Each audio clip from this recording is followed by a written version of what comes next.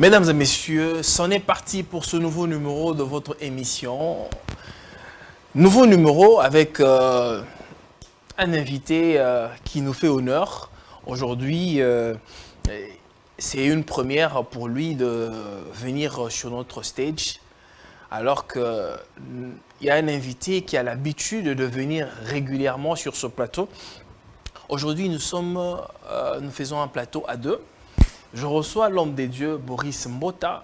Il fait la traversée, comme j'ai l'habitude de vous le dire. Il vient du Congo Brazza, de la République sœur. Et c'est un habitué de cette émission. Aussi, je reçois pour la toute première fois sur ce plateau l'homme des dieux, Johan, qui accepte rencontrer l'homme des dieux Boris Mbota sur une question que nous avions eu à débattre sur ce plateau les semaines antérieures, mais il voulait relever ce défi afin de rencontrer l'homme des dieux par rapport à la question en ce qui concerne Malachie 4. Qui est Malachie 4 selon les Écritures? Parce que beaucoup de gens disent ce serait X, ça serait Y, ainsi de suite. On voudrait faire parler les Écritures sur ce plateau. Alors, pour ce faire, je commencerai. J'accueille mon invité, mon premier invité, qui est le docteur homme des dieux, Boris Mbota. Homme des dieux, bonsoir. Bonsoir, monsieur le journaliste. Vous allez bien? Par la grâce du Seigneur, je me porte bien. Très bien, là vous avez compris, il s'agit bien de Boris Mbota, l'homme des dieux, qui est un habitué de cette émission. Aussi, on va accueillir l'homme des dieux, Johan. Comment allez-vous, homme des dieux? Je vais bien, mon frère. Merci de venir. Yohanan. Yohanan. Exactement. Ok. Merci de venir sur notre plateau pour éclairer le peuple des dieux qui nous suit en ce moment.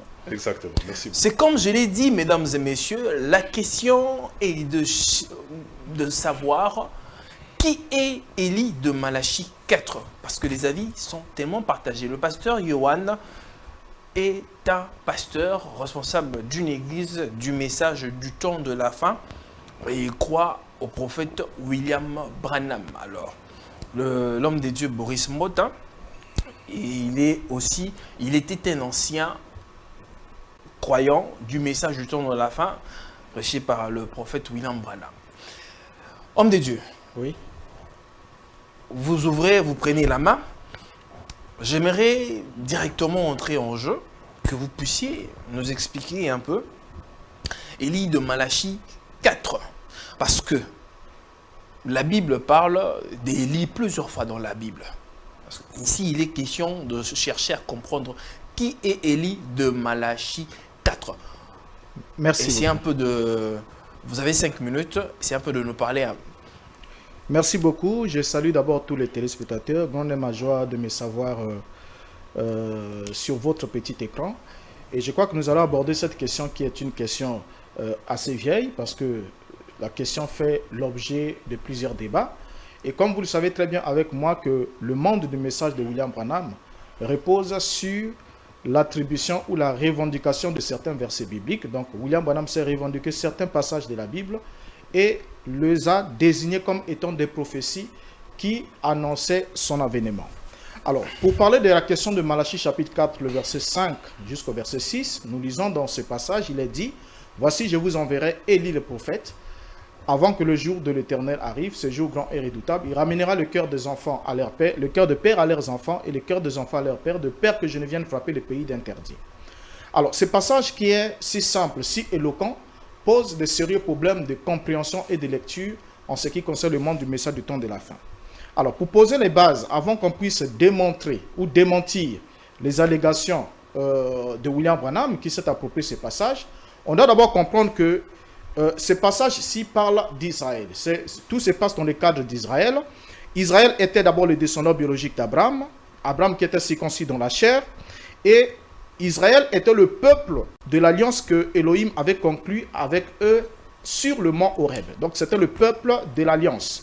Nous pouvons lire dans Deutéronome chapitre 5 le verset 1er, il est dit jusqu'au verset 2, Moïse convoqua tout Israël et leur dit, écoutez Israël, les lois et les ordonnances que je vous fais entendre aujourd'hui, apprenez-le et mettez-les soigneusement en pratique. Le verset 2, Jéhovah, notre Elohim, a traité avec nous une alliance à Horeb. Là, c'est Moïse qui s'adresse à Israël, leur précisant que l'Éternel avait traité avec eux une alliance en Horeb. Donc, en résumé, Elohim a bien conclu des alliances avec les descendants biologiques d'Abraham. Alors, y avait-il des alliances faites entre Elohim et les autres nations, les autres peuples de la terre, en dehors d'Israël? La Bible répond à cette question. Le psaume 147, le verset 19 à 20 dit « Il révèle sa parole à Jacob, ses lois et ses ordonnances à Israël. Il n'a pas agi de même pour toutes les nations, et elles ne le connaissent point. Elles ne connaissent point ses ordonnances. Louez Jéhovah. » Donc ici, on comprend très bien ensemble que Dieu donna la Torah à Israël. Et quand il donna la Torah à Israël, il leur a aussi promis qu'il leur enverrait des prophètes uniquement venant de leur propre peuple. Deutéronome chapitre 18, le verset 15 le précise en disant « Jéhovah ton Elohim te suscitera du milieu de toi, d'entre tes frères, un prophète comme moi, vous l'écouterez. » Et quand on arrive dans Amos chapitre 2, le verset 11, nous lisons « J'ai suscité parmi vos fils des prophètes et parmi vos jeunes hommes des Nazaréens.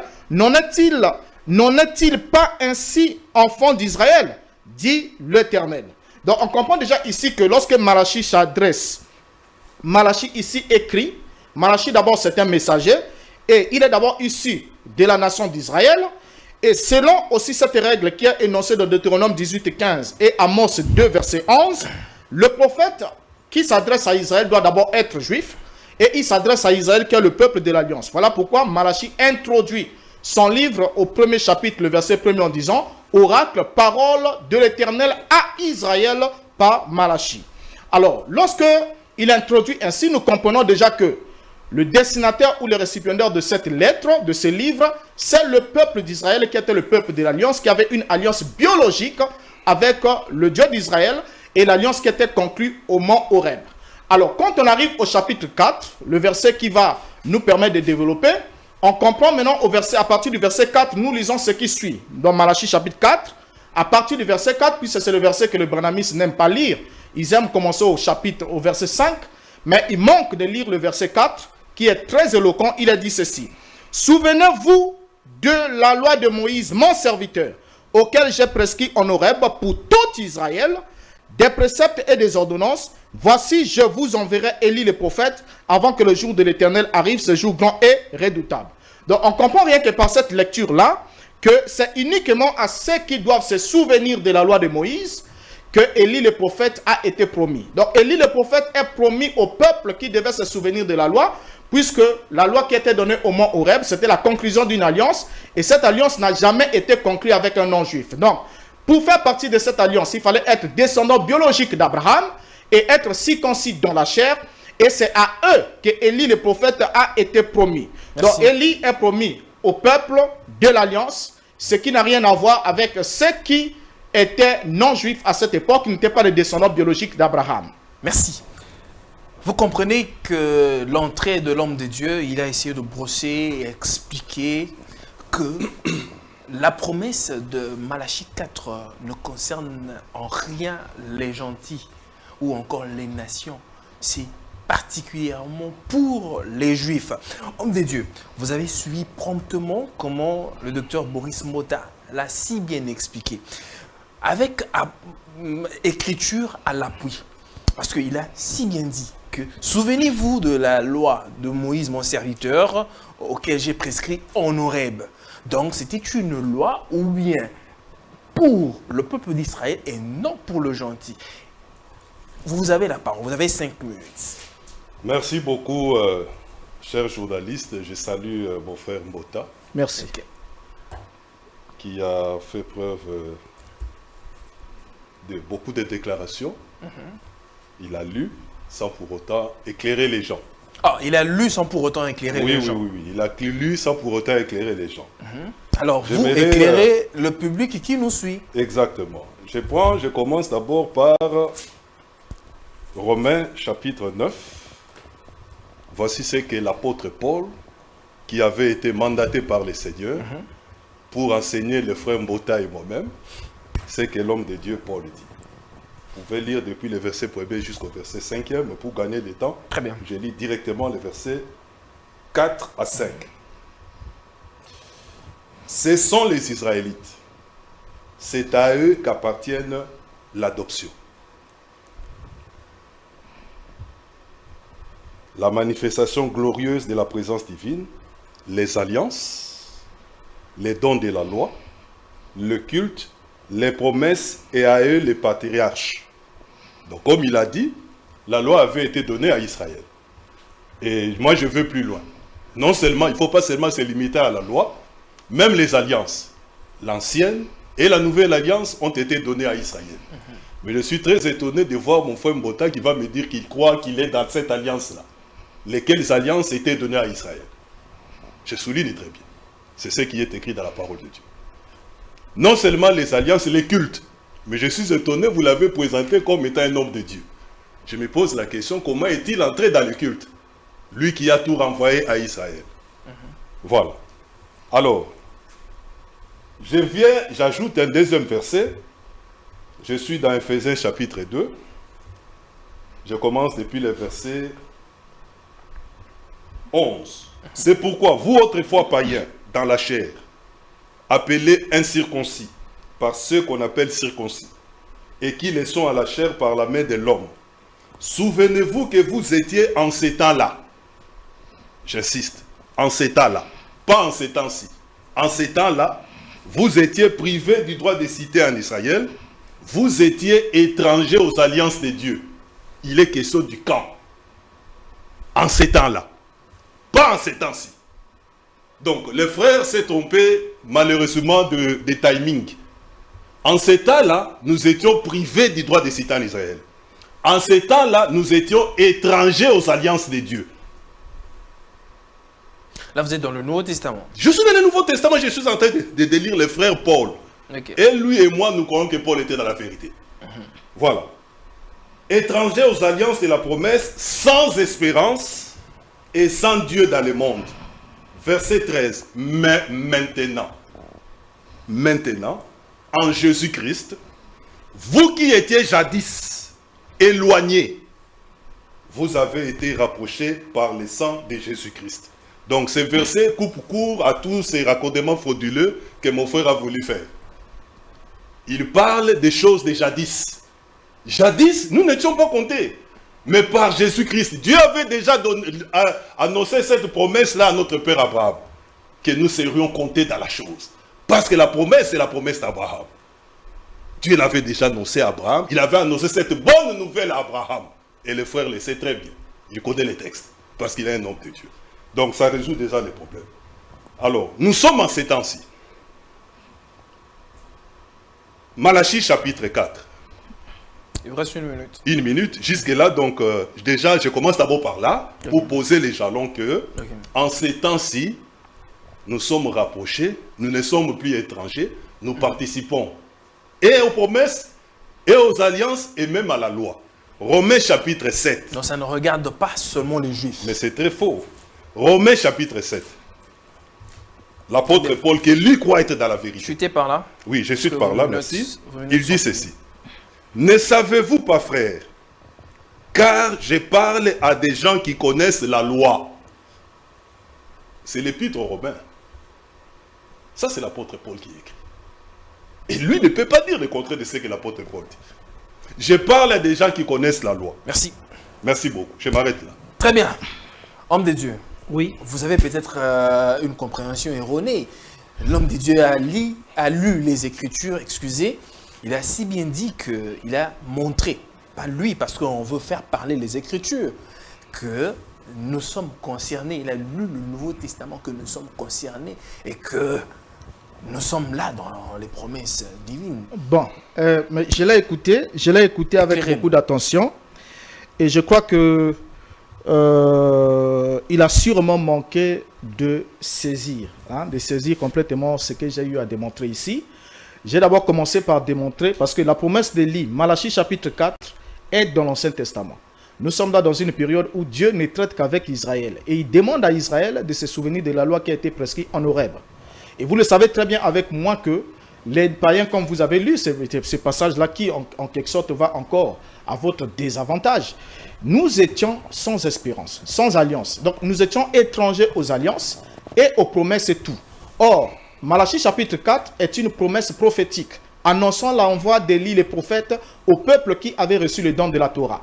Et ce peuple-là, c'était bien Israël, qui devait se souvenir de l'alliance qui leur était donnée sur le mont Horeb.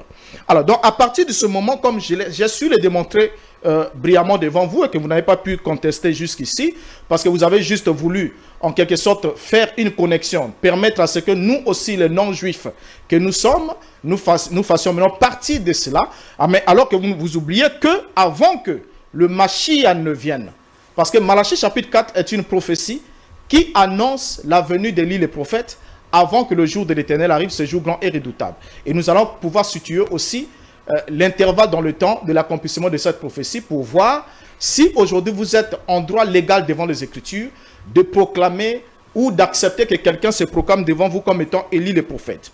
Alors d'abord, je continue en argumentant ceci. Élie devrait alors être un juif. Ça, c'est une évidence. Parce que Dieu n'envoie aux Juifs que des prophètes juifs du milieu de leurs frères, selon Deutéronome 18, 15.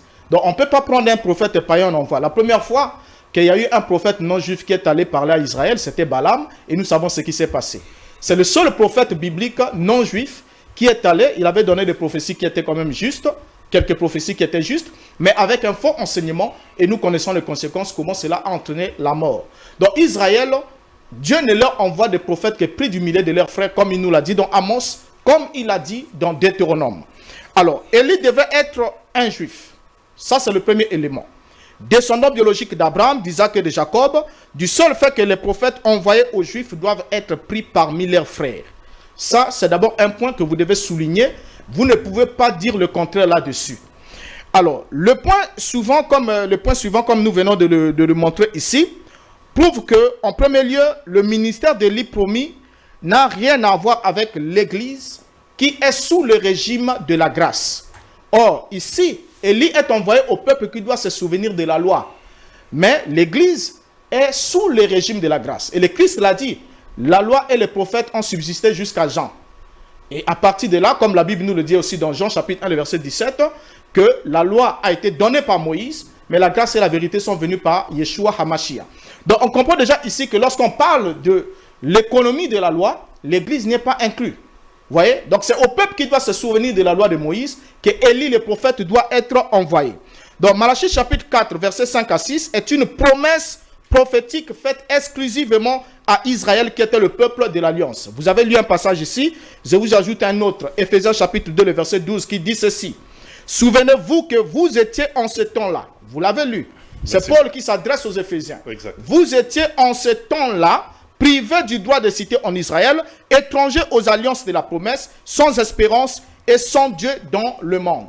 Or, pendant que l'apôtre Paul est en train de s'exprimer ici, en disant vous étiez en ce temps-là, pas en ce temps-ci.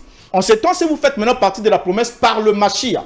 Mais seulement Malachie chapitre 4 fait déjà partie de l'histoire. Et c'est ce que nous devons démontrer ici, que Malachie chapitre 4 s'est accompli et fait partie d'une vieille histoire qui n'a rien à voir avec les non-juifs dans la chair. Très bien, homme de Dieu. Okay. En quoi la promesse de Malachie 4 nous concerne-t-elle?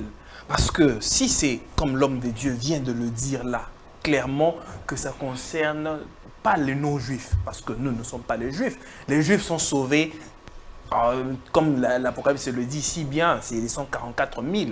D'une certaine façon, on ne veut pas vraiment entrer là-dedans. Mais nous sommes les gentils, nous sommes sauvés de manière individuelle. Exact. Alors, j'aimerais que vous puissiez éclairer sur la question et puis nous dire qui est Élie de Malachie 4. Les téléspectateurs voudraient bien comprendre avec les Écritures à l'appui. Vous avez la parole. Merci beaucoup. Avant d'aborder votre question, je dois d'abord répondre. Mais il n'y a pas de problème. Dans vos 5 minutes. Les frères, il n'a rien ajouté à ce que j'ai dit. Bien au contraire, il va donner raison. Ah, il vous a donné raison. Il m'a donné raison. Et les téléspectateurs sont en train de nous suivre. Il m'a donné raison. Parce que nous étions en ces temps-là. Les promesses que nous avons maintenant ont été faites quand? Frère Mbouta, les promesses que vous croyez ont été faites quand? L'apôtre Paul dit, ces promesses-là qui ont été faites avaient été faites à Israël. En ces temps-là. Mais les promesses qui avaient été faites à Israël Sous le régime de Christ, Christ a brisé les murs de séparation et des deux, il n'en a fait qu'un. Sans vous interrompre, homme de Dieu, vous avez bien dit que les promesses ont été faites à ce temps-là. Exactement. Malachie 4 fait partie de l'Ancien Testament, n'est-ce pas? Exactement. Là, vous rejoignez l'homme de Dieu. Non, non, je ne les rejoins pas. C'est comme Abraham, il est aussi dans l'Ancien Testament. Vrai ou faux? Évidemment. Il est dans l'Ancienne Alliance. Mais la Bible dit, Paul lui dit, Dieu avait d'avance annoncé cette bonne nouvelle, quant à nous les païens, à Abraham. N'est-ce pas, frère Mbota? Vous êtes d'avis avec moi. Dieu l'avait annoncé à Abraham, notre père. Parce qu'Abraham devait être non seulement le père des Juifs, mais il devait aussi être le père des nations. Moi, je suis fils d'Abraham. J'ai le droit de revendiquer les promesses d'Abraham. Parce que Dieu l'avait annoncé à Abraham. Alors, dans Psaume, écoutez très bien, Psaume 105 ou Psaume 115, l'homme de Dieu dit ceci. Permettez que je vous retrouve cela. Psaume 115. Bon, Psaume 115. Je cite l'écriture. Pour gagner du temps. C'est que Dieu avait résolu avec Abraham, il l'a formulé en loi pour Israël. Vous connaissez les textes. Vous connaissez les textes. Sinon, je m'en vais vous la trouver et je peux vous la lire. Mais je pense que vous devez connaître les textes. Entre Psaume 115 ou Psaume 105.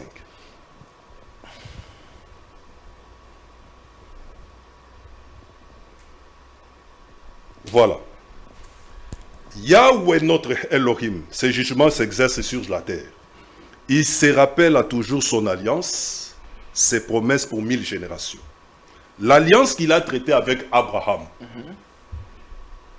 et les serments qu'il a fait à Isaac, il l'a érigé pour Jacob en loi. Frère Mbota, c'est là que nous sommes. Ce que Dieu avait résolu avec Abraham, il l'a érigé en Israël comme étant la loi. L'apôtre Paul, lorsqu'il intervient, vous allez remarquer pour souligner cela.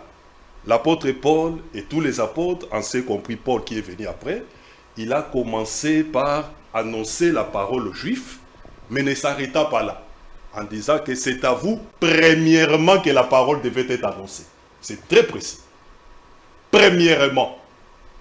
Il n'y a pas de premièrement sans qu'il y ait un secondement. Très bien, vous chutez par là.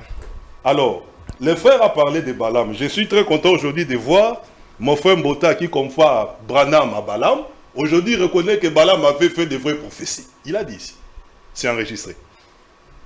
Mais il a toujours soutenu qu'aucune prophétie faite par William Branham n'est vraie. Mais aujourd'hui, il dit ici que Balaam a fait de vraies prophéties. C'est souligné ici, il a dit. Les téléspectateurs pourront suivre cet enregistrement. Donc, ça, c'est déjà un point, un but marqué contre son camp. Très bien, très bien. Merci beaucoup. Homme de Dieu. Oui.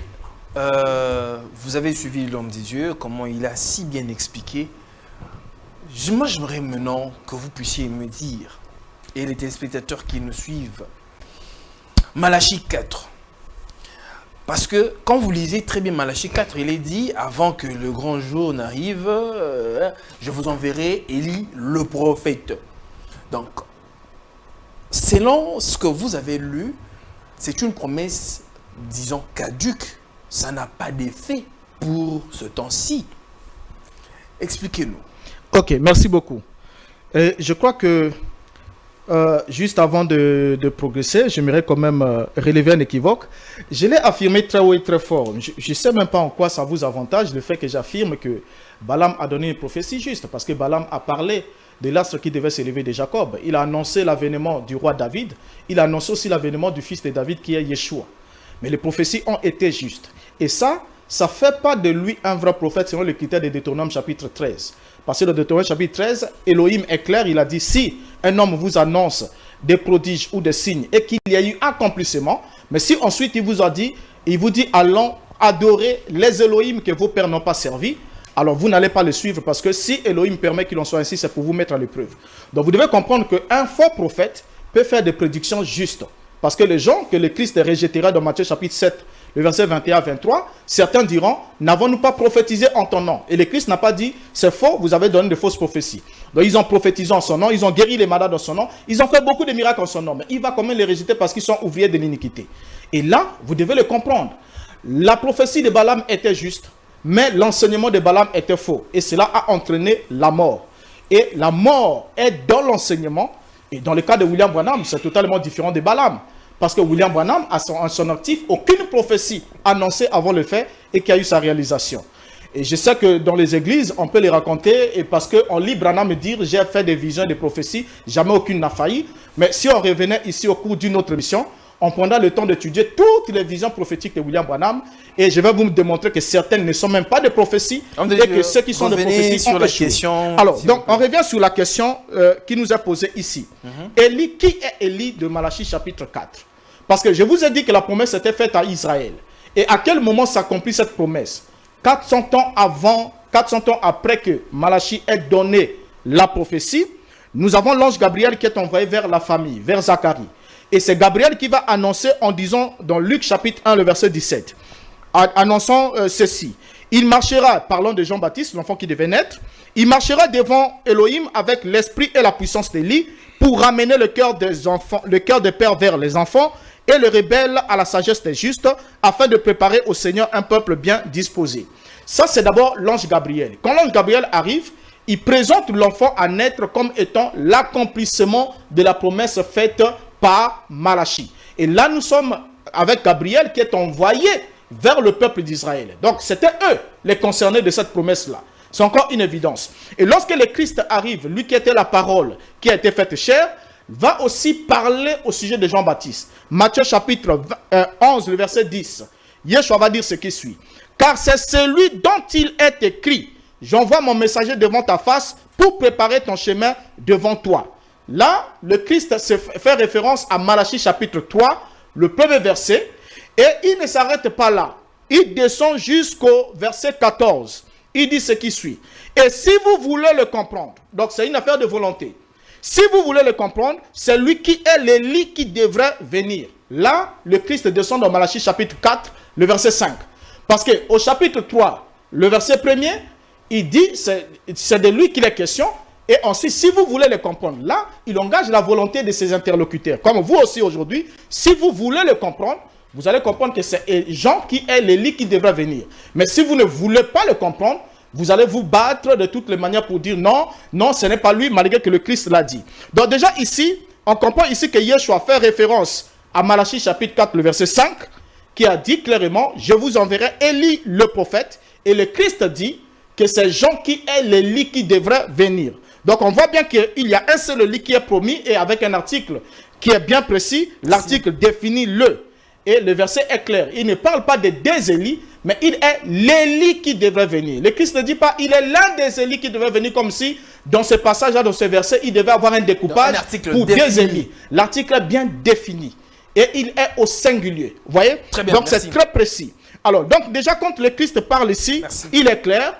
Malachie a annoncé aux Juifs l'envoi d'Élie le prophète. Et Gabriel vient annoncer à une famille juive la naissance d'un enfant qui sera revêtu de cet esprit.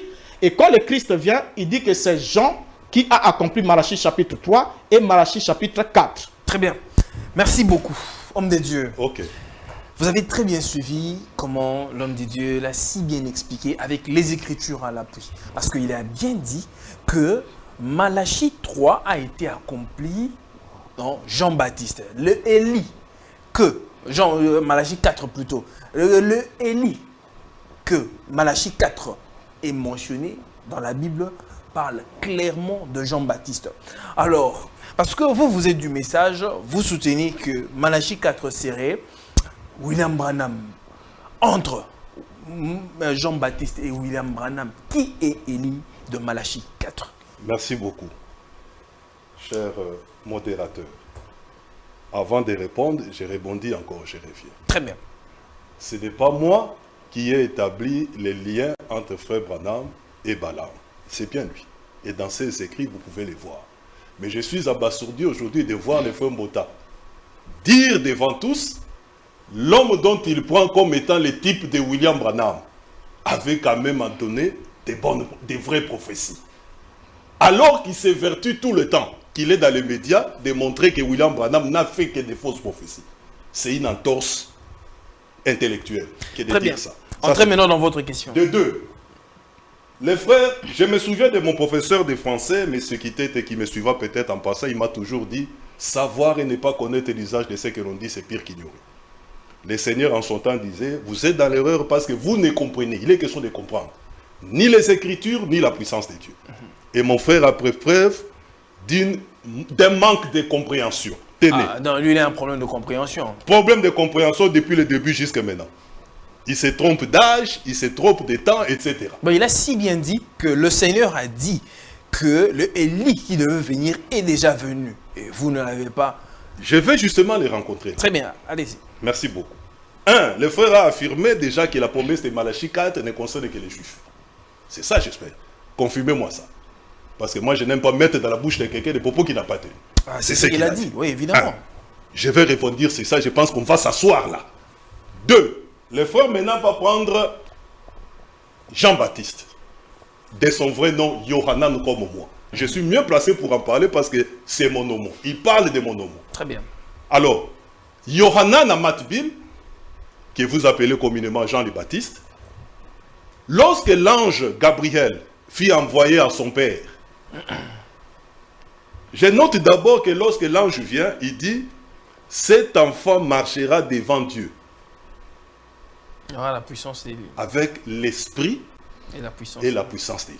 Il est question ici de l'esprit. Il n'est pas question ici de la chair. Donc, l'Élie qui doit venir, quand on dit je vous enverrai Élie, il est question de l'esprit et non pas de la chair. Parce que l'esprit devait s'incarner. Mais l'homme incarne plutôt. Je vais en arriver là. Ouais. Je vais en arriver là. Mais je souligne d'abord. Il n'a pas mentionné. Je souligne d'abord ce que l'ange Gabriel a dit. Très bien. L'ange Gabriel a dit cet enfant marchera devant Dieu avec l'esprit et la puissance d'Élie. Très bien. Pour faire quoi? Il précise. Il ramènera plusieurs des fils d'Israël au Seigneur leur Dieu. Il marchera devant Dieu avec l'esprit et la puissance de Dieu pour ramener les cœurs des pères aux enfants. Ah, vous avez bien dit, vous rejoignez maintenant l'homme de Dieu, le fils d'Israël. Je ne l'ai en rien rejoint. En rien. Laissez-moi seulement parler. Et évoluer. Il ramènera les cœurs des pères aux enfants et les rebelles à la sagesse des justes. C'est Jean-Baptiste là. Parce qu'un prophète connaît sa position dans les Écritures. Très bien. Lorsque les Juifs, Jean chapitre 1er, viennent les questionner, ils lui posent la question. Que dis-tu de toi-même? Première question. Es-tu Amashia, le Messie? Il ne n'y a pas. Il dit la vérité, je le suppose. Es-tu Élie? Non plus. Or, es-tu ce prophète? Le prophète de Deutéronome 18. Jean-Baptiste dit non. Le prophète de Deutéronome 18, le Seigneur votre Dieu vous suscitera un prophète comme moi, il était bel et bien question de la personne du Seigneur. Très bien. Donc, là Jean-Baptiste dit qu'il n'est pas Élie. Alors, on doit être en tant qu'étudiant des Saintes Écritures, on doit être à même de mettre la déclaration faite par le Seigneur qui affirme qu'il est cet Élie qui devait venir et ce refus de Yohanan qui dit que je ne le suis pas. Où se trouve l'élément surnaturel entre les deux? Et pour comprendre cela, vous devez revenir à ce que Gabriel avait dit mandaté par Dieu. Très bien. Merci beaucoup. Homme de Dieu, Oui. docteur. Oui. Il a si bien dit qu'il ne s'agit pas de la chair, c'est un esprit qui doit œuvrer. Comment est-ce que vous faites un peu... C'est comme si vous avez un problème de compréhension sur la question. Bon. Essayez un peu de nous éclairer. Oui, mais je suis en train d'écouter mon cher frère et comme je l'avais déjà annoncé, je l'avais dit qu'il devait bien se préparer, mais je suis en train de me rendre compte que Je Il ne est en me train de prépare se jamais. perdre. il ne s'est pas préparé. Je Il est en ne train me de se prépare perdre. jamais. Ok. Il ne s'est Selon pas préparé. l'Écriture. Alors, donc, qu'est-ce qu'on constate ici, ensemble? Quand vous venez insister sur la question d'abord de Balaam, je l'ai toujours dit. Ah, vous revenez encore sur Balaam. Oui, Non, il il ne peut que tient, revenir parce que sur ça. pour lui, Parce il s'est dit que, comme au fait, lorsque je démontre que Balaam est le prototype, Mhm. de William Branham, c'est pour montrer que dans toutes les Saintes Écritures, Balaam est le seul prophète non-juif qui s'est hasardé à vouloir enseigner aux enfants d'Israël qui avaient reçu la révélation, les oracles et la parole d'Adonai. Il leur a enseigné et l'enseignement qu'il leur a donné était totalement faux. Mais or, quand il s'agit de la prophétie, un homme peut être faux et prophétiser sous l'inspiration. Comme Branham. Non, mais le cas de Branham est totalement différent. Parce qu'en revenant sur un sujet... Contradiction. Non, il n'y a pas de contradiction. Non, on reviendra sur le sujet. Soyez tranquille, on reviendra sur ça. William Branham n'a aucune prophétie donnée avant le fait qu'il y ait sa réalisation. Là, on aura une émission spéciale. On aura une émission spéciale. Alors, maintenant, qu'est-ce que nous constatons sur la question d'Élie? Très bien. La question d'Élie, j'ai lu ici les Écritures, Gabriel qui nous annonce que l'enfant sera revêtu de la puissance et de l'esprit d'Élie. Et le Christ vient confirmer, affirmer, très haut et très fort, lui qui est le maître même de Jean-Baptiste. Il est plus grand que Jean-Baptiste. Il est déjà venu. Donc il vient préciser que si vous voulez le comprendre, voilà pourquoi je vous ai dit ça engage la volonté. Il dit si vous voulez le comprendre, c'est lui l'Élie qui devrait venir. Amen. Donc ça c'est le Christ qui le dit. Exact. Et si le Christ dit que Jean est Élie qui devait venir, il a raison de le dire. Exact. Mais ça n'a rien à voir avec la confusion que Jean-Baptiste a voulu s'aimer de la réponse qu'il a donnée aux pharisiens. Vous savez que Jean n'était pas en train de répondre à ses disciples. Il répondait aux pharisiens qui lui ont posé ces questions. Et ces pharisiens l'ont posé des questions de savoir, es-tu Élie, es-tu le Christ ou es-tu le prophète? Il a régné, il a dit qu'ils n'étaient pas tous les trois. Pourquoi? Parce que les pharisiens posaient la question à dessein. Ils posaient la question par rapport à la compréhension qu'ils avaient dans leurs documents. Parce que selon les pharisiens, dans le Talmud et les autres documents et tout, Élie devait descendre de façon littérale. Donc ce n'est pas, il ne devait pas naître, il devait descendre comme il est monté littéralement au ciel. Il devait descendre littéralement. Alors lorsqu'il pose la question à Jean, es-tu Élie? Jean a dit vrai quand il a dit non, je ne le suis pas. Parce que Jean n'était pas littéralement la personne d'Élie, le prophète qui est monté au ciel sur un chariot. Vous voyez? Mais Jean est né et il a été revêtu de l'esprit d'Élie. Ce qui fait qu'il porte l'identité d'Élie. Et le Christ a su affirmer, il est l'Élie qui devrait venir. Donc vous ne pouvez pas vouloir prendre cet amalgame, la réponse de Jean-Baptiste, donnée aux pharisiens qui étaient venus, puisque les pharisiens vont même souligner à la fin, ils vont lui dire, mais qui es-tu alors pour que nous répondions à ceux qui nous ont envoyés? Donc vous comprenez qu'il y a eu d'abord, ils se sont d'abord concertés et on l'a posé les trois questions de façon piège. Donc si il disait qu'il était oui... Sans pour autant, je vous ajouterai une minute. Est-ce qu'il ne s'agit pas ici du ministère et non de l'homme? Parce que quand on parle de Malachie 4 par exemple, est-ce qu'il ne s'agit pas ici d'un ministère? Mais quand on parle de Malachie chapitre 4, il s'agit bien de l'esprit. C'est le même esprit d'Élohim qui a œuvré par Élie le Tishbite. C'est le même esprit qui revient. Qui a agi dans Élisée. Qui a agi dans Élisée. Et cette fois-ci, il est annoncé qu'il devait agir par Jean-Baptiste. Mais seulement nous avons une promesse unique. Le problème, c'est celui-là. Et la promesse est faite aux enfants d'Israël. La promesse est accomplie avant que le Mashiach ne puisse partir. Et le Mashiach qui est l'autorité suprême par rapport à Jean-Baptiste. Parce que comme Malachie 4 dit, excusez-moi, hein, oui. Je voulais juste vous ajouter certains éléments. Comme Malachie 4 dit que avant que le jour grand et redoutable, mais la venue du Seigneur Jésus-Christ sur la terre en tant que physique, sa venue physique n'était pas un grand jour et redoutable. Non, non, non, là aussi il y a un problème. C'est là où j'ai dit que il faudra qu'on puisse situer aussi cette promesse dans les bornes chronologiques, donc dans les bornes temporelles. Élie, le prophète, doit venir avant la venue du jour de l'Éternel. Ce jour grand et redoutable, qui est un jour de la colère. Très bien. C'est ce que les gens n'ont pas compris. Et ce jour-là de la colère s'est accompli en l'an 70, lorsque Israël a été dévoué par interdit. Vous allez voir que quand Malachie descend, il dit un peu plus bas, dans le même passage, il dit « De peur que je ne vienne frapper le pays d'interdit ». Non, non, en l'an 70, en l'an 70, le pays d'Israël a été frappé d'interdit. Or, frappé d'interdit, c'est une expression pour lire dans Josué et dans beaucoup de passages de l'Écriture. Placer un pays sous l'interdit, c'est le faire passer au fil de l'épée, incendier et détruire. Et c'est exactement ce qui s'est accompli. Parce que le Christ lui-même l'a dit. Lorsque vous verrez l'armée, les armées étrangères encercler Jérusalem, comprenez que sa désolation est proche. Car ce sera le temps de la grande colère contre ce peuple, ainsi de suite. Donc cela a été annoncé. Et c'est 40 ans plus tard, puisque Jean-Baptiste n'a pas été reçu, il a été décapité par Israël, ils n'ont pas reçu le précurseur, et ils ont crucifié le Messie. 70 ans plus tard, Jérusalem, on a payé les frais.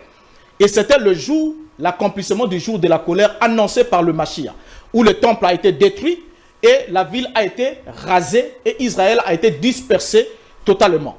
Donc on comprend déjà par là que le borne, même le borne temporel, situe l'accomplissement de Malachie chapitre 4 avant la destruction du temple et de la ville.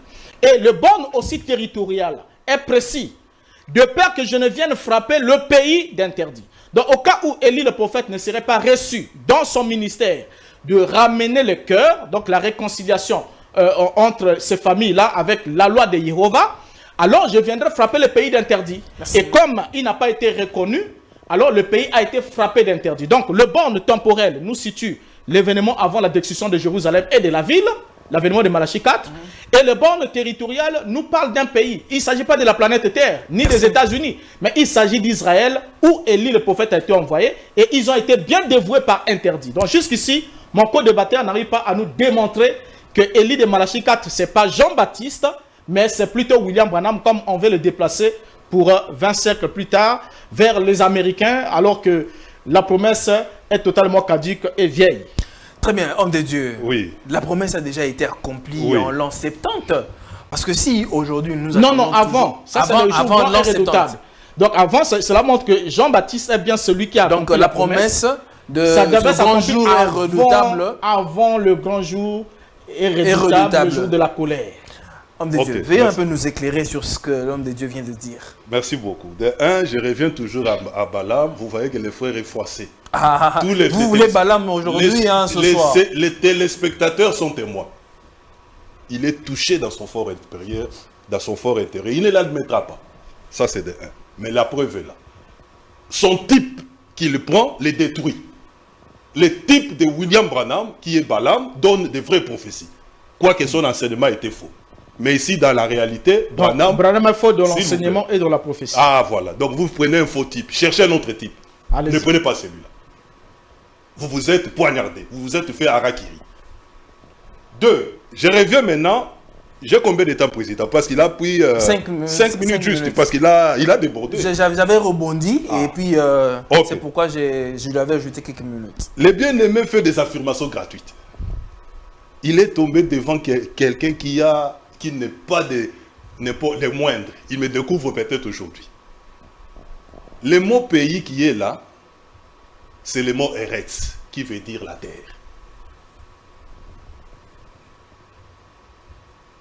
Qui veut dire la terre. Ça, c'est de un. Pour prouver que ces affirmations sont fausses, chers journalistes, regardez Malachie chapitre 4. Je vous enverrai, Élie. Mais avant ça, au verset 1er, on dit, voici les jours viennent, ardent comme une fournaise. Écoutez très bien. Tous les hautains et tous les méchants seront comme du chaume. Il est question de tous les méchants, de tous les hautains. Il ne s'agit pas là des hautains juifs seuls. Parce que l'apôtre Paul, qui est mieux assis que lui, voici ce qu'il dit dans Actes chapitre 17. Il explique cette écriture. Il dit ceci. Dieu, sans tenir compte des temps d'ignorance, annonce maintenant à tous les hommes, en tout lieu, qu'ils aient à se repentir. Pourquoi? Car il a fixé un jour où il jugera la terre par l'homme qu'il s'est choisi. Ça, c'est l'apôtre Paul. Un homme assis dans les Écritures, différemment de lui qui se perd. Il lit des Écritures, mais il se perd. Il n'a pas la compréhension des Écritures. Ça, c'est l'apôtre Paul. Donc, Dieu annonce non pas seulement aux Juifs. Il leur a dit, c'est à vous premièrement que la parole devait être annoncée. S'il y a un premièrement, il y a un secondement. Même le jour de la Pentecôte, la promesse est pour vous, les Juifs, pour vos enfants, les Juifs, et pour tous ceux qui sont au loin, en aussi grand nombre, nous les nations, en aussi grand nombre que le Seigneur notre Dieu les appellera. Car le peuple qui était au loin, les Écritures ont défini cela. Israël était le peuple qui était près de Dieu. Nous qui étions en ce temps-là, éloignés, loin des promesses, nous étions le peuple qui était au loin. Mais la promesse avait déjà été faite par Isaïe. Dieu fera la paix avec ceux qui sont près, ainsi qu'avec ceux qui sont loin. Et c'est ce que Paul a expliqué dans Ephésiens chapitre 2. Donc c'est du n'importe quoi. Tous les méchants qui devaient être consumés, il ne s'agit pas seulement de méchants juifs. Il est question de tous les méchants. L'apôtre Paul est clair. Dieu annonce à tous les hommes, en tout lieu, qu'ils aient à se repentir. Mais pourquoi doivent-ils se repentir? Et c'est ça même la raison de l'évangile. Ils doivent se repentir parce qu'il y a un jour qui vient, où Dieu jugera la terre. Président. Mais il a bien, l'homme de Dieu l'a si bien précisé que ce jour-là a déjà eu lieu. Non, mais c'est faux, c'est très faux. C'est très faux. Il a très bien démontré. C'est très, très, très faux. Pouvez-le nous parler? Mais c'est très faux. Je commence d'abord par situer l'écriture. Différemment de lui, il lit un texte qui ne va pas. Il a fait de fausses affirmations. Que le frère du message n'arrive pas à considérer le verset 4. Bon, je ne sais quel frère du message lui l'a rencontré. Je ne sais pas. Parce que pour comprendre Malachie 4, il faut justement prendre le verset 4. Là. Il faut le prendre. Alors, la promesse de l'envoi d'Élie qui justifie quant à la venue du jour qui vient. Une minute. Parce que si les gens ne reviennent pas, le jour qui vient va les embraser. Très bien. Et il est question de tous. Je reviens sur Jean-Baptiste, parce que c'était là que le frère avait voulu faire une confusion. Une minute. Merci beaucoup. J'avais dit ici tantôt, et le frère a dit que Jean-Baptiste a fait de l'amalgame. Il a dit ici. L'amalgame fait par Jean-Baptiste. Non, Jean-Baptiste n'a pas fait de l'amalgame. Jean-Baptiste était l'accomplissement de la portion de cette écriture-là, quant à ramener le cœur des pères aux enfants. Mais lorsque ces gens sont venus à lui pour lui poser la question, ces gens avaient en tête la deuxième portion qui est celle de ramener le cœur des enfants au père. Jean-Baptiste ne pouvait que légitimement dire « je ne le suis pas ». Très bien. Jean-Baptiste n'était pas la seconde portion de cette écriture, mais il était la première portion. Parce qu'il n'a pas eu honte de dire après que mais que dis-tu de toi-même? Il dit, mais moi je suis la voix de celui qui quitte dans le désert. Merci. Pourquoi n'a-t-il pas eu peur de dire cela? Merci Donc beaucoup. l'amalgame se situe dans le chef du frère. Merci beaucoup, homme de Dieu. Merci. Alors, vous allez permettre, on met juste une petite pause, 30 minutes, 20 minutes du journal, et puis on revient, s'il vous plaît. Il n'y a pas de quoi. Merci beaucoup. Merci. Juste 20 minutes juste de journal. Ouais.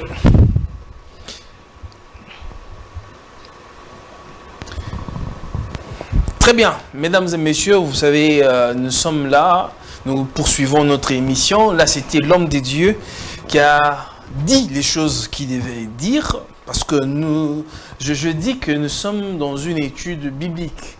On doit rendre les choses beaucoup plus réelles par les Écritures. La Bible doit parler d'elle-même, que ce ne soit pas des pensées humaines ici sur ce plateau. Homme de Dieu, vous avez très bien suivi comment l'homme de Dieu, Yohanan, a si bien expliqué. Vous avez la parole. Merci beaucoup. Bon, je crois que en écoutant mon frère, je savais qu'il devait arriver par là, parce que jusqu'ici, il avait du mal à s'exprimer clairement, mais il vient d'exprimer là où William Branham les a complètement embrouillés. William Branham vous dites que William Branham les a embrouillés. Il les a complètement embrouillés lorsqu'il a voulu dissocier, parce qu'on aura peut-être le temps de vous montrer comment est-ce que William Branham a construit progressivement cette théorie, parce que depuis le début de son ministère, c'est dans les années 60, précisément dans les années 61 et 62, que William Branham a commencé à s'intéresser à cette affaire de Malachie chapitre 4, et en voulant dissocier la mission de Jean-Baptiste en disant non, Jean est l'Élie qui a ramené le cœur des pères à leurs enfants, mais la deuxième partie, c'est un autre qui doit le faire, Jean ne l'a pas fait. Et pourquoi est-ce que William Branham le dit? Parce que William Branham se dit que selon lui, ce que Luc a rapporté sur la mission de Jean-Baptiste, Luc a cité seulement le fait de ramener le cœur de pères à leurs enfants, ensuite les rebelles à la sagesse des justes, et pour Branham, il s'est dit, la deuxième partie qui consiste à ramener le cœur des enfants à leur père, Luc ne l'a pas cité, donc elle n'est pas encore accomplie, celle-là sera accomplie plus tard. Et c'est dans ce vide de compréhension que William Branham a voulu mettre sa tête.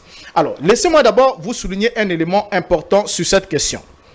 William Branham voit ici, lorsqu'il lit ces versets, il voit ici 2 missions assignées à cet Élie le prophète. Premièrement, ramener le cœur des enfants, de père à leurs enfants. Ça, c'est Jean qui l'a fait selon Branham. Et deuxièmement, ramener alors le cœur des enfants à leur père.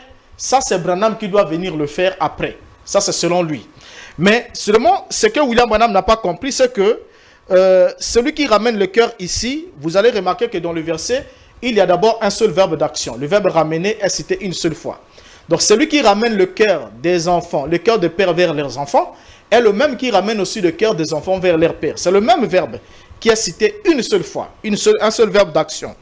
Et en plus de ça, le mot tel que le cœur, le père, les enfants, ces mots-là ont complètement embrouillé William Branham. Mais j'aimerais descendre juste pour vous souligner un élément important, que dans le rapport de l'accomplissement d'une prophétie, nous ne sommes pas au premier cas. Je vous prends juste un exemple, les exemples sont légion. Lorsque vous lisez Ésaïe chapitre 61, le premier verset jusqu'au deuxième verset, vous allez voir que le Christ est clair. Ésaïe prophétise, il donne une prophétie messianique. L'Esprit du Seigneur est sur moi car il m'a oint.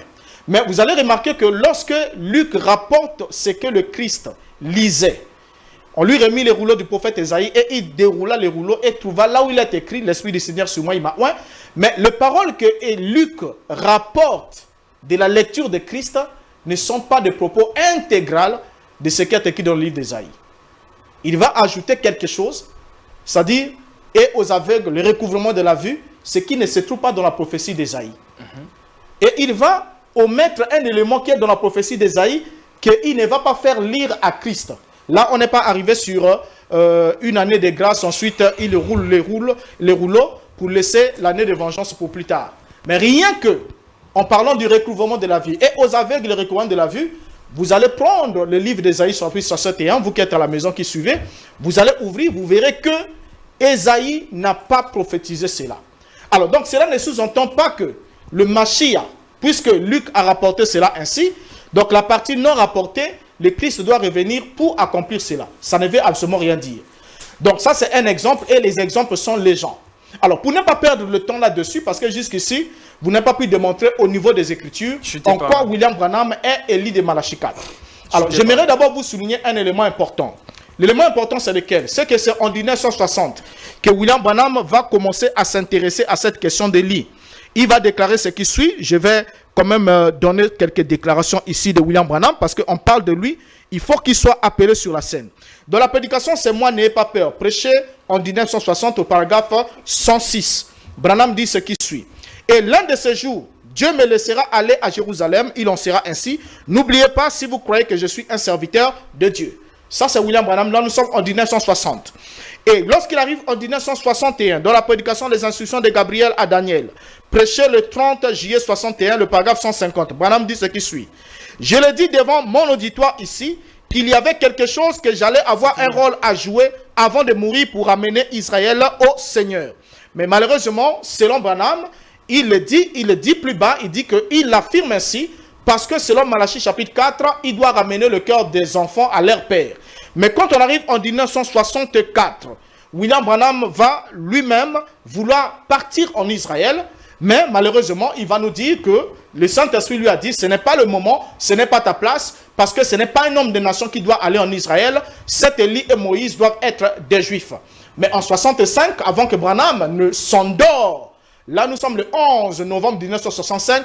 William Branham embrouille encore ses adeptes en disant qu'il y a eu de manteaux de lit, de par-dessus de lit, de tout ce qu'il faut de lit. Mais l'Élie d'aujourd'hui, c'est le Seigneur Jésus-Christ lui-même qui doit venir selon Luc 17h30, ainsi de suite. Donc, du coup, Branham va s'endormir, mais en laissant ses adeptes dans la confusion, comme quoi Élie le prophète, ça devait être Branham. Mais puisque Branham, il est né, il a vécu, il est mort, sans avoir mis le pied sur la terre d'Israël, et cela a complètement échoué.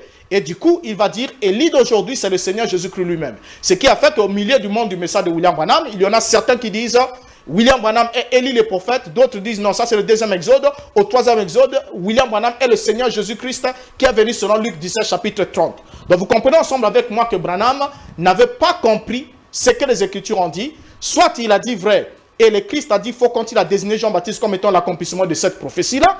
Soit Branham est dans le faux, et le Christ et Jean-Baptiste, et plutôt le Christ et Gabriel et la Bible sont véridiques. Je crois que vous avez le choix là-dessus de comprendre que William Branham n'est pas Élie de Malachie 4, c'est bien Merci, nous sommes en train déjà de chuter de cette émission. Je vous ai laissé 7 minutes pour que vous ayez assez de temps. Vous avez aussi 7 minutes et puis vous allez chuter par là pour très bien gérer mes 7 minutes. William Branham et Élie de Malachie 4, oui ou non? Ou bien c'est Jean-Baptiste, ou bien vous embrouillez dans les Écritures. Merci beaucoup. Je commence maintenant. Les frères étaient là pour nous présenter que William n'était pas Élie de Malachie 4. Et nous sommes venus ici pour faire un débat sur base des Saintes Écritures. Mais je vois les frères commencer à sortir. Non, prouvez-moi ça par les Écritures. Parce que déjà dans les écrits de Branham, vous ne vous en sortez pas. Donc prenez les Écritures pour me démontrer la fausseté de ce que j'allègue ici. Parce que j'ai prouvé que c'était faux. Les jours de l'Éternel ne concernent pas que les Juifs. Parce qu'il est question, Dieu viendra détruire tous les méchants. L'apôtre Paul, que vous croyez être dans la vérité, il dit, Actes chapitre 17, Dieu annonce maintenant à tous les hommes en tout lieu qu'ils aient à se repentir, car il a fixé un jour où il jugera la terre, les mondes. C'est ça les pays là. Donc par les Malachie 4. Alors, vous vous embrouillez tellement que, voilà encore que vous venez de dire en prenant Luc chapitre 4. Bon Dieu. J'ai dit ici qu'on dit une chose, la meilleure manière de garder les choses à un noir, c'est de les mettre par écrit. Je comprends ici, je décèle à mon frère une pauvreté dans les documents. Il dit que ce que Luc a cité ne se trouve pas dans Ésaïe 61. C'est ça, non? Chers journalistes, vous allez me lire.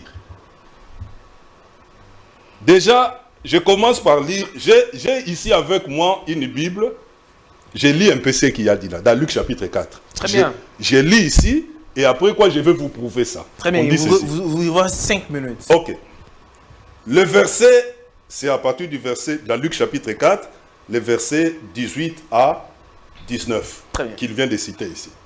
Où il relève que là-bas, on n'a pas fait mention d'ouvrir les yeux des aveugles. Ok. Alors, je lis cette traduction ici. Ça, c'est une Bible d'études, on dit ceci. Les versets 18 à 19, citation d'Ésaïe 61, 1 à 2, écoutez très bien, selon l'ancienne version grecque. Donc, la manière dont le Seigneur l'a cité dans Luc 4, là, c'est selon l'ancienne version grecque. Quelle version grecque? Je l'ai ici, c'est la version de 70. Chers journalistes, vous pouvez nous lire ça. Pour décanter cette histoire, afin que les frères ne puissent plus se perdre. Et ils connaissent de quand date la version de 70. Lisez, nous sommes bien. C'est la version des 70. Les textes en grec et voilà, la traduction française. Lisez. L'Esprit du Seigneur est sur moi. Oui. Ça c'est Ésaïe ou Luc? Ésaïe 61. Suivez très bien et regardez Luc 4 chez vous. L'Esprit du Seigneur est sur moi. Oui. C'est pourquoi il m'a consacré de son onction. Oui. Il m'a envoyé pour évangéliser les pauvres. Oui. Guérir les cœurs contrits. Oui. Annoncer aux captifs la délivrance. Oui. Et aux aveugles la vue. Oh oui, vous pouvez vous arrêter là. C'est bien écrit là-bas. Donc le frère est pauvre dans sa documentation. Il n'a pas fait de bonnes recherches et voilà comment il vient se fourvoyer devant le plateau. J'ai dit que vous avez la malchance de venir devant moi. Je suis exercé dans cette 3 histoire. minutes. Donc c'est balayé, ne revenez plus sur ça. Alors, souvenez-vous de la loi de Moïse, mon serviteur. Le frère a dit ici des choses incroyables. Mais en français simple, vous ne voyez pas que là, il est question de les acteurs qui sont là. Il y a Moïse qui avait été envoyé à tout Israël, n'est-ce pas? Maintenant, Dieu dit ceci. Dieu parle à un vous. Maintenant, il dit à ces vous-là de se souvenir de ce que ces vous-là maintenant? Merci beaucoup. Non, je suis d'abord dans il faut comprendre d'abord le texte. Très bien. Souvenez-vous de ce que Dieu a fait pour tout Israël en leur envoyant Moïse avec la loi. Maintenant, qui sont les vous-là?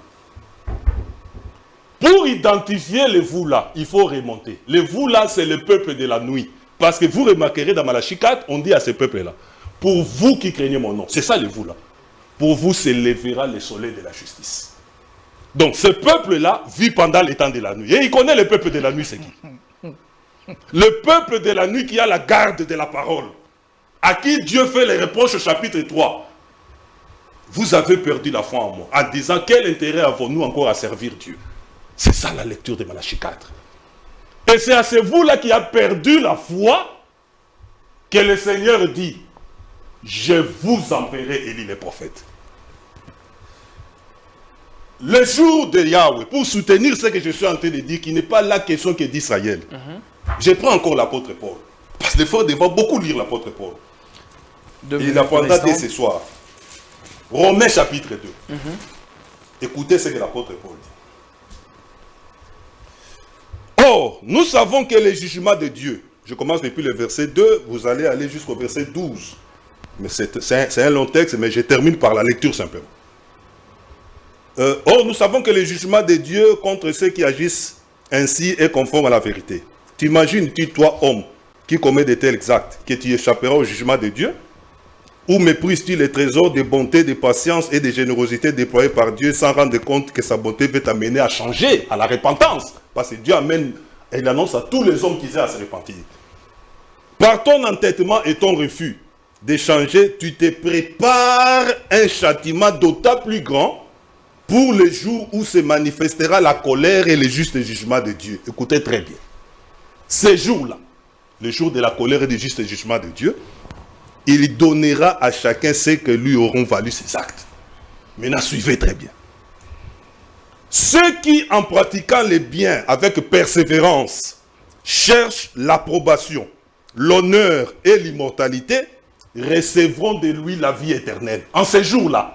Et il va identifier, il est question de qui? Mais à ceux qui, par ambition personnelle, repoussent la vérité et cèdent dans l'injustice, Dieu réserve sa colère et sa fureur. Écoutez, oui, souffrance, angoisse attendent tout homme qui pratique le mal. D'abord les juifs et aussi les non-juifs.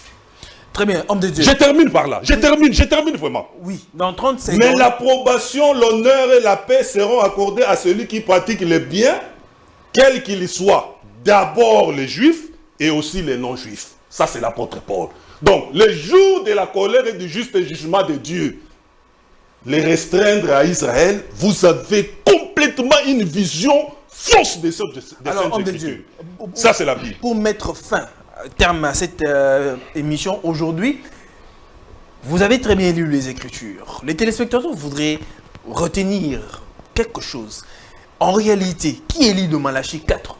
C'est Jean-Baptiste comme l'homme de Dieu l'a si souligné, ou bien c'est William Branham? L'Élie de Malachie chapitre 4, dont nous parlons ici, ce n'est pas la personne de Jean le Baptiste. Parce que Jean-Baptiste, en tant qu'Élie, le frère a voulu faire un raccordement frauduleux sur Luc 4, mais il est tombé sur la mauvaise personne. Il a peut-être eu à dire ça devant des gens, mais pas devant moi.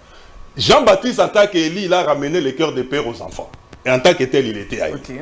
Mais quant à la deuxième portion, quand tu as ramené le cœur des enfants au Père, c'est là qu'il y a le rétablissement. Ce n'était pas la personne des gens. Pourquoi? Parce que vous allez voir, lorsque l'apôtre Pierre, qui était l'une des personnes qui étaient là, ces jours-là, dans Actes chapitre 3, l'apôtre Paul dit ceci. Repentez-vous, convertissez-vous, afin que des temps de rafraîchissement viennent. Et qu'il envoie celui qui vous a été destiné, merci, que le ciel doit recevoir jusqu'au temps du rétablissement de toutes choses.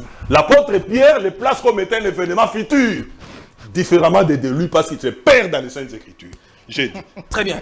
Homme de Dieu, 30 secondes chutées, on met terme à l'émission. Bon, mais on a compris, on a tous compris que il y a eu donc, juste un déballage. Que le frère me montre dans Luc chapitre 4, ça n'existe pas dans les Saintes Écritures. Il rencontre tout ça que j'ai développé. S'il vous plaît, il y a près de 3 éléments sur ça, même plus que ça. Donnez-moi ça. Non, mais on n'a pas le temps pour ça. 30 secondes, vous avez tout le temps pour le faire. Donc, ce que le frère doit comprendre, c'est quoi d'abord? Comme je l'ai souligné ici, je l'ai démontré si brillamment avec les Écritures. Élie de Malachie chapitre 4, c'est Jean-Baptiste. Parce que les Élis, d'abord, il faut qu'il note ça, il doit le souligner. Les Élis sont d'abord des Juifs qui sont envoyés aux Juifs. C'est très fort. Et en plus de ça, tous ceux qui ont eu l'esprit d'Élie ne se sont jamais mariés, n'ont jamais eu des enfants. Et ils ont exercé leur ministère auprès d'Israël. Ils sont d'abord des Juifs, pour commencer. Donc, William Branham. D'abord, il y a la suite. Il parle le français. S'il vous plaît, William Branham. Il parle le français comme moi. Donc il se perd. Même dans son français. William Branham n'est pas un Juif. William Branham est un Américain. Et lorsque la promesse de Malachie chapitre 4 est faite à Israël, il n'y avait rien à voir avec un non-juif. En plus de ça, William Branham, pensant qu'il était Élie, voulait aller exercer son ministère en Israël. Mais William Branham est né, il a vécu, il est mort sans avoir piétiné la terre d'Israël. Il est mort loin d'Israël. Et Élie de Malachie chapitre 4 ne peut jamais être William Branham.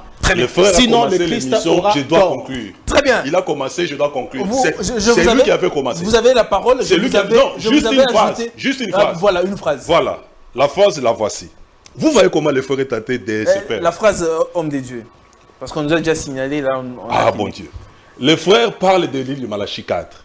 Vous avez vu que tous les éléments qui ont été, tous les points, depuis le premier point qu'il a relevé, les Écritures l'ont balayé, du début à la fin. Il a parlé de la loi, l'Écriture a balayé. Il est allé citer Luc 4, nous l'avons lu, cher journaliste, qu'il était dans le fond. Très bien. Je termine en disant ceci. Élie de Malachie 4 devait venir selon Pierre, le Christ qui est allé garder au ciel. Lorsqu'il reviendra, il doit revenir au temps du rétablissement de toutes choses. C'est très bien faux. Très bien.